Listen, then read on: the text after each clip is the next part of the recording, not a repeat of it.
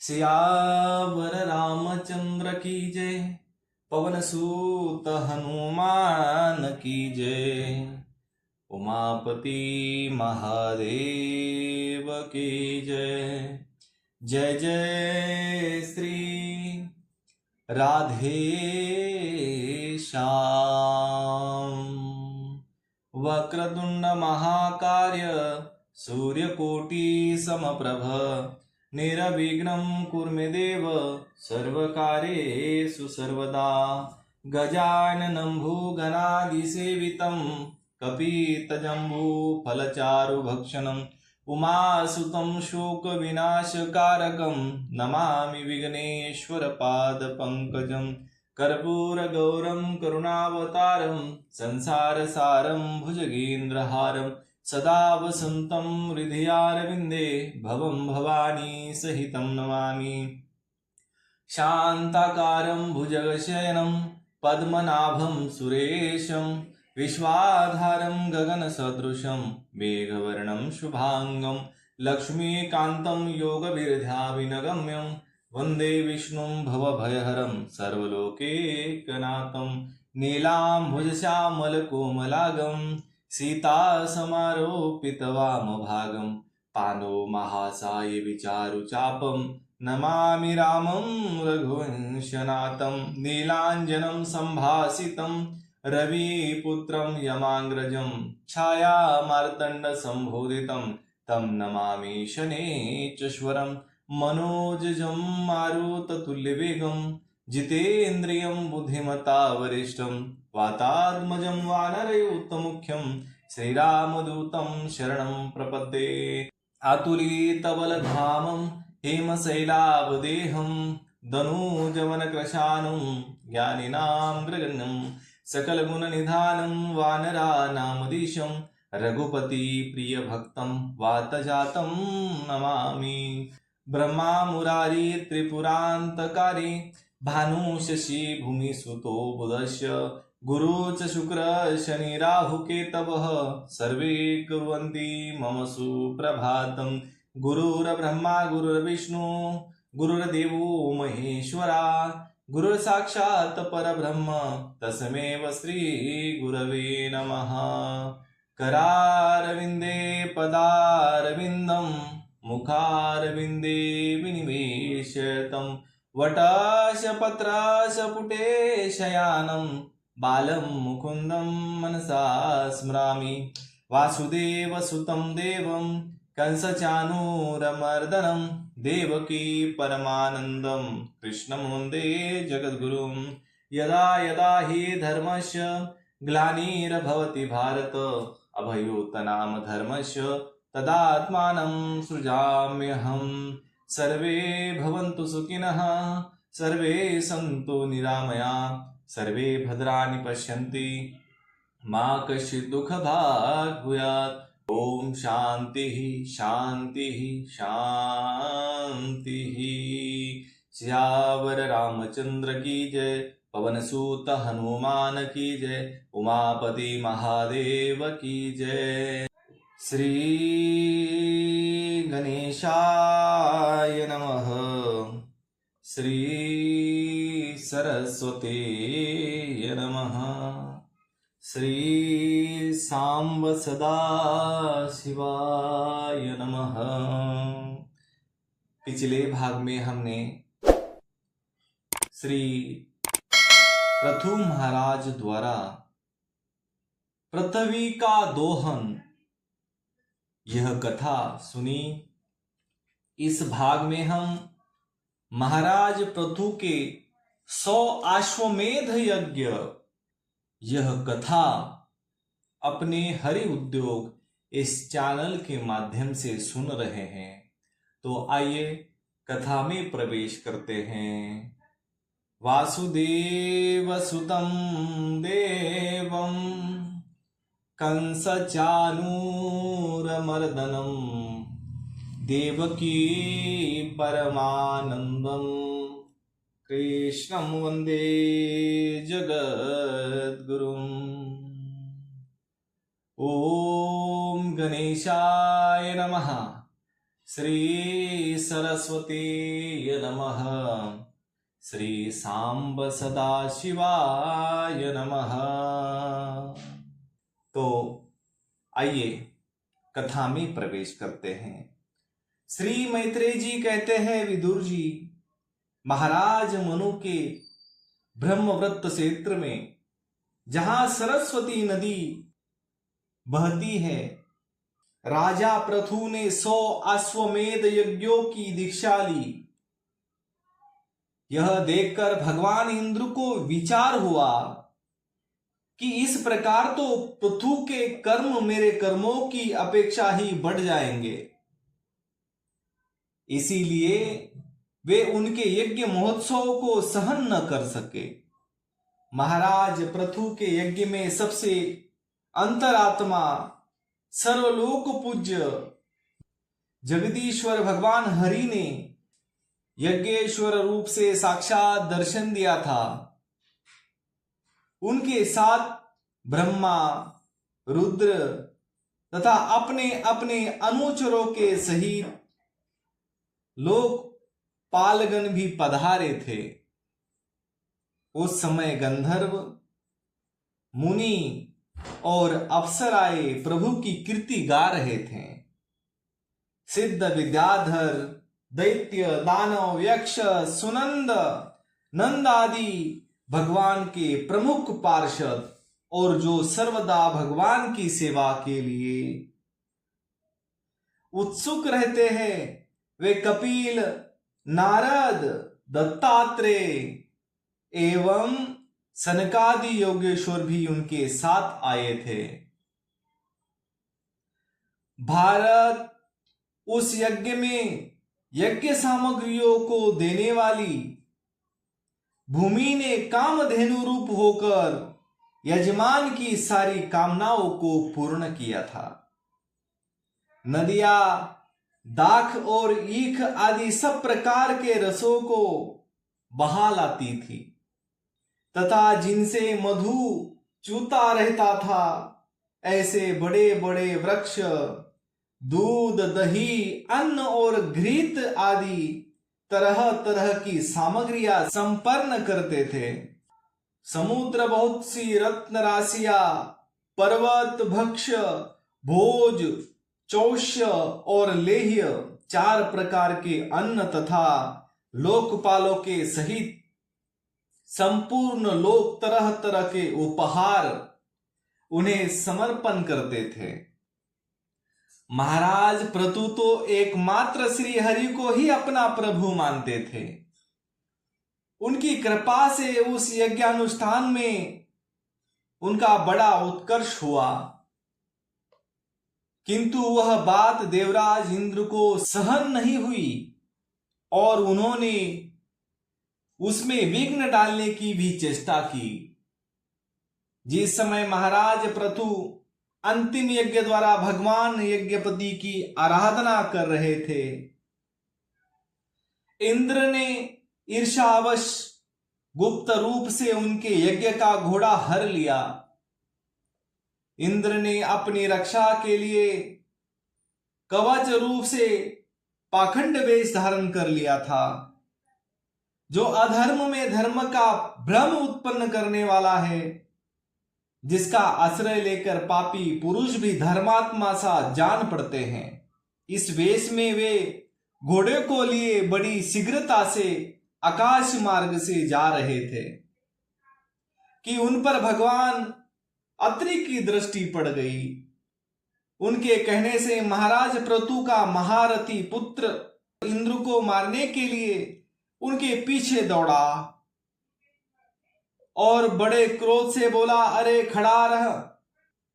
इंद्र सिर पर जटाजूट और शरीर में भस्म धारण किए हुए थे।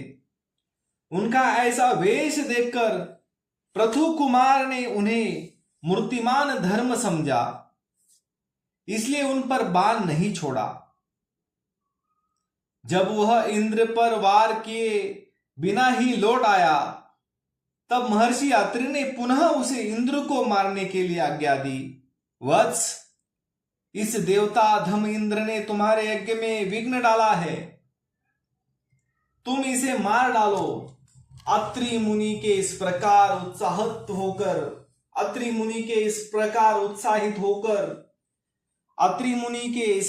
उत्साहित करने पर पृथु कुमार क्रोध से भर गया। इंद्र बड़ी तेजी से आकाश में जा रहे थे। उनके पीछे वह इस प्रकार दौड़ा जैसे रावण के पीछे जटायु। स्वर्गपति इंद्र उसे पीछे आते देख उस वेश और घोड़े को छोड़कर वही अंतर ध्यान हो गए और वह वीर अपना यज्ञ पशु लेकर पिता के यज्ञशाला में लौट आया। शक्तिशाली विदुर जी उसके इस अद्भुत पराक्रम को देखकर महर्षियों ने उसका नाम विजिताश्व रखा। यज्ञ पशु को चशाल और यूप में बांध दिया गया था। शक्तिशाली इंद्र ने घोर अंधकार फैला दिया और उसी में छिपकर वे फिर उस घोड़े को उसकी सोने की जंजीरें समेत ले गए। अत्रि मुनि ने फिर उन्हें आकाश में तेजी से जाते देखा, किंतु उनके पास कपाल और खड्वांग देखकर पृथु पुत्र ने उनके मार्ग में कोई बाधा न डाली। तब अत्रि ने राजकुमार को फिर उकसाया और उसने गुस्से में भरकर इंद्र को लक्ष्य बनाकर अपना बाण चढ़ाया। ये देखते ही देवराज इंद्र उस वेश और घोड़े को छोड़कर वही अंतर्ध्यान हो गए। वीर विजिताश्व अपना घोड़ा लेकर पिता की यज्ञशाला में लौट आया। तब से इंद्र के उस निंदित वेश को मंदबुद्धि पुरुषों ने ग्रहण कर लिया। इंद्र ने अश्वहरण की इच्छा से जो जो रूप धारण किए थे वे पाप के खंड होने के कारण पाखंड कहलाए, जहां खंड शब्द चिन्ह का वाचक है। इस प्रकार पृथु के यज्ञ का विध्वंस करने के लिए यज्ञ पशु को चुराते समय इंद्र ने जिन्हें कई बार ग्रहण करके त्यागा था, उन नग्न रक्तांबर तथा कापालिक्त आदि पाखंड पूर्ण आचारों में मनुष्य की बुद्धि प्रायः मोहित हो जाती है, क्योंकि ये नास्तिक मत देखने में सुंदर और बड़ी बड़ी युक्तियों से अपने पक्ष का समर्थन करते हैं। वास्तव में ये अपधर्म मात्र है। लोग भ्रमवश धर्म मानकर इनमें आसक्त हो जाते हैं। इंद्र की इस कुचाल का पता लगने पर परम पराक्रमी महाराज पृथु को बड़ा क्रोध हुआ। उन्होंने अपना धनुष उठाकर उस पर बाण चढ़ाया। उस समय क्रोधावेश के कारण उनकी ओर देखा नहीं जाता था। जब पृथ्वीजों ने देखा कि असहाय पराक्रमी महाराज पृथु इंद्र का वध करने को तैयार है, तब उन्हें रोकते हुए कहा, राजन, आप तो बड़े बुद्धिमान हैं। यज्ञ दीक्षा ले लेने पर शास्त्र विहित यज्ञ पशु को छोड़कर और किसी का वध करना उचित नहीं है। इस यज्ञ कार्य में विघ्न डालने वाला आपका शत्रु इंद्र तो आपके सुयश से ही ईर्ष्यावश निस्तेज हो रहा है।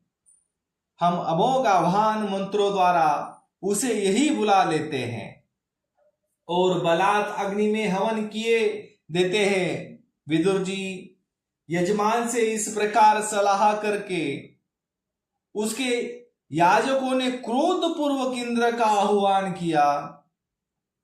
वे स्त्रुवा द्वारा आहुति डालना ही चाहते थे कि ब्रह्मा जी ने वहां आकर उन्हें रोक दिया। वे बोले, याजकों, तुम्हें इंद्र का वध नहीं करना चाहिए। यह यज्ञ संज्ञक इंद्र तो भगवान की ही मूर्ति है। तुम यज्ञ द्वारा जिन देवताओं की आराधना कर रहे हो वे इंद्र के ही तो अंग है और उसे तुम यज्ञ द्वारा मारना चाहते हो। पृथु के इस यज्ञानुष्ठान में विघ्न डालने के लिए इंद्र ने जो पाखंड फैलाया है वह धर्म का उच्छेदन करने वाला है। इस बात पर तुम ध्यान दो। अब उससे अधिक विरोध मत करो, नहीं तो वह और भी पाखंड मार्गों का प्रचार करेगा। अच्छा, परम यशस्वी महाराज पृथु के 99 ही यज्ञ रहने दो।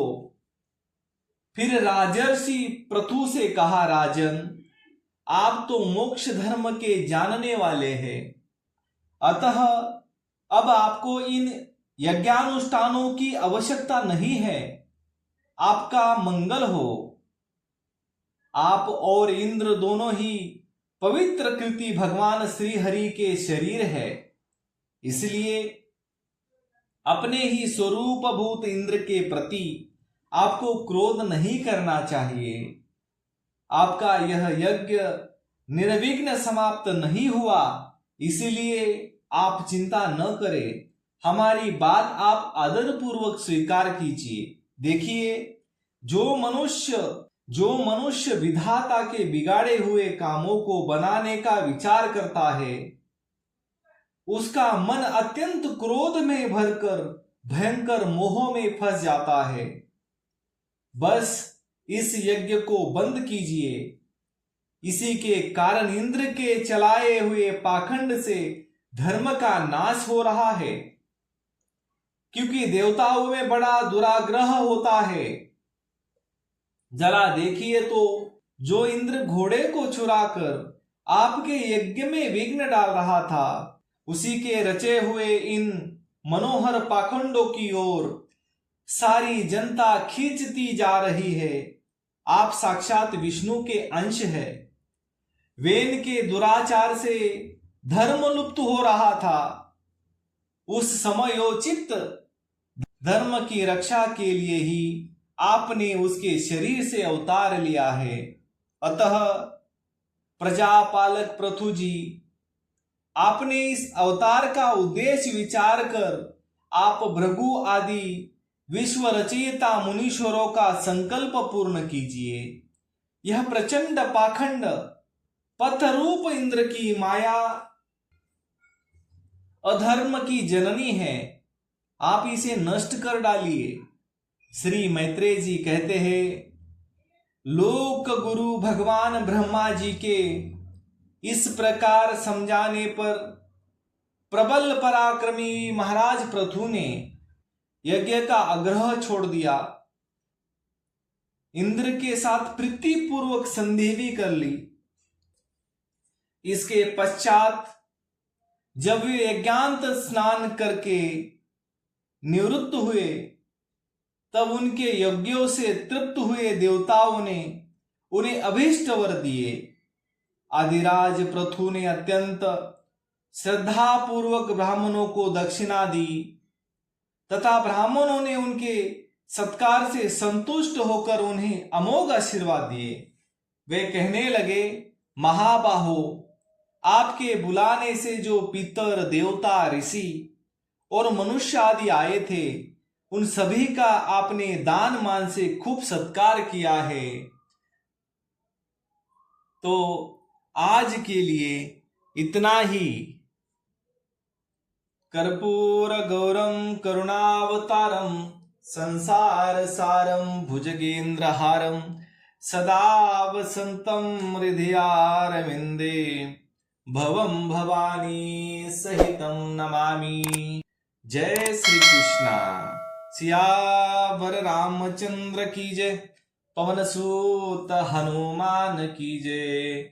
उमापति महादेव की जय। जय जय श्री राधे श्याम।